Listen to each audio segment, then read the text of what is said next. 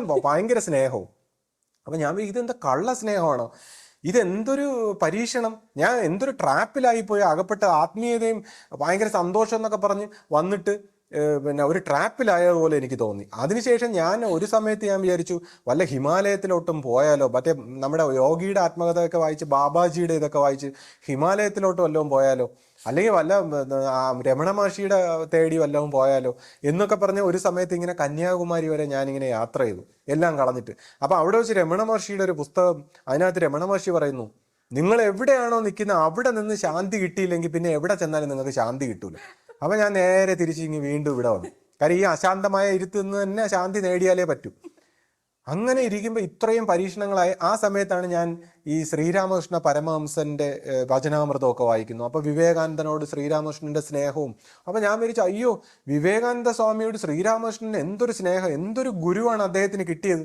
എന്നിട്ട് ഞാൻ വിചാരിച്ചു എനിക്കാണെങ്കിലോ നേരെ പാര വെക്കുന്ന ചതിക്കുന്ന പോലെയൊക്കെ തോന്നുന്നു, അല്ലെങ്കിൽ നമ്മളോട് ഇൻഡയറക്റ്റ് ആയിട്ടൊക്കെ പെരുമാറുന്നു. എന്നാൽ ഒരു സമയത്ത് സ്നേഹവും, ഇത് അഭിനയമാണോ എന്നൊക്കെ പോലും എനിക്ക് സംശയം തോന്നി തുടങ്ങി. അവസാനം ഒരു ദിവസം രാത്രി ഞാനിങ്ങനെ വാവിട്ട് കരയാണ്. ഈ എരുത്തിലെ ഡയറി ഫാമിലൊക്കെ പോയിക്കൊണ്ടിരിക്കുന്ന ഒരു സമയത്ത് ഞാനിങ്ങനെ വാവിട്ട് കരഞ്ഞുപോയി, എൻ്റെ ശ്രീരാമകൃഷ്ണൻ എവിടെയെന്നും പറഞ്ഞു. കാര്യം ഈ ശ്രീരാമകൃഷ്ണന്റെ സ്നേഹം കണ്ടിട്ട് ഞാൻ ശ്രീരാമകൃഷ്ണനെ വിളിച്ചുപോയി രാത്രി. അപ്പൊ അന്ന് രാത്രി ശ്രീരാമകൃഷ്ണ ഭഗവാൻ എൻ്റെ ഈ നെഞ്ചിൽ ഇങ്ങനെ ഒരു പ്രകാശ രൂപമായിട്ട് ഇങ്ങനെ നിറഞ്ഞു നിന്നു. എനിക്കൊരു അനുഭവം ഉണ്ടാവേ. അങ്ങനെ ആ രാത്രി മൊത്തം അതിങ്ങനെ, കാര്യം ഞാൻ വളരെ അശാന്തനായി, എനിക്ക് തോന്നി എൻ്റെ മാനസിക നില തന്നെ, എനിക്ക് വിഷമം. കാര്യം വളരെ ഇന്നസെൻ്റ് ആയിട്ടുള്ളൊരു ക്യാരക്ടറാണ് എനിക്ക്. കാര്യം നമ്മൾ സ്ട്രെയിറ്റ് ഫോർവേഡാണ്, നമ്മൾ ഇങ്ങനത്തെ കാര്യങ്ങളൊന്നും കണ്ടിട്ടില്ല.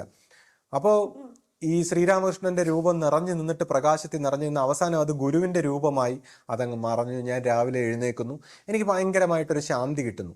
അപ്പോൾ എന്നിട്ടും എനിക്ക് ശിഷ്യപൂജയുടെ പ്രവർത്തനം എന്താണെന്ന് മനസ്സിലാവുന്നില്ല. അപ്പോൾ ആ സമയത്താണ് സത്യം പറഞ്ഞാൽ ഞാൻ ഈ ഓഷോയുടെ ഒരു പുസ്തകം വായിക്കുന്നത്. ഈ ഓഷോയുടെ പുസ്തകം ഞാൻ വളരെ മുമ്പ് വായിച്ചിട്ട് എടുത്തെറിഞ്ഞ പുസ്തകമാണ്. കാര്യം അദ്ദേഹത്തിൻ്റെ ഒരു ശൈലിയും അദ്ദേഹത്തിൻ്റെ ഈ പിന്നെ അഹങ്കാര സ്വഭാവത്തിലുള്ള ഈ പ്രവർത്തനങ്ങളും ഈ സെക്സും അതൊക്കെ കണ്ടപ്പോൾ നമുക്ക് ആധ്യാത്മികതയുടെ തുടക്കത്തിൽ അത് ഭയങ്കര ദേഷ്യം, പുച്ഛം, ഏതോ വൃത്തികെട്ടവൻ എന്ന് ഓഷോയുടെ പുസ്തകം വലിച്ചെറിഞ്ഞു. പക്ഷേ യാദർച്ഛികമായിട്ട് ഓഷോയുടെ പുസ്തകം അടുക്കുന്ന കൂട്ടത്തിൽ ഓഷോയുടെ ഒരു പുസ്തകം എൻ്റെ കയ്യിൽ കിട്ടി, ധ്യാനം ഹർഷോന്മാദത്തിൻ്റെ കല എന്നൊക്കെ പറയുന്നൊരു പുസ്തകം. അപ്പോൾ ആ പുസ്തകത്തിൽ അദ്ദേഹം ഈ ഗുരുക്കന്മാരുടെ രീതികളെ കുറിച്ചൊക്കെ പറഞ്ഞേക്കുന്നു. അതായത് ഗുരുക്കന്മാർ ഏത് രീതിയിലും പ്രവർത്തിക്കും, നിങ്ങളെ ഉണർത്തുക, നിങ്ങളെ രക്ഷിക്കാൻ വേണ്ടി ഗുരു എന്തും പ്രവർത്തിക്കും എന്നിട്ട് ഗുരുവിൻ്റെ രീതി ഇൻഡയറക്റ്റ് ആയിട്ടായിരിക്കും, ചിലപ്പോൾ ഡയറക്റ്റ് ആയിരിക്കും, എങ്ങനെയും പ്രവർത്തിക്കാം.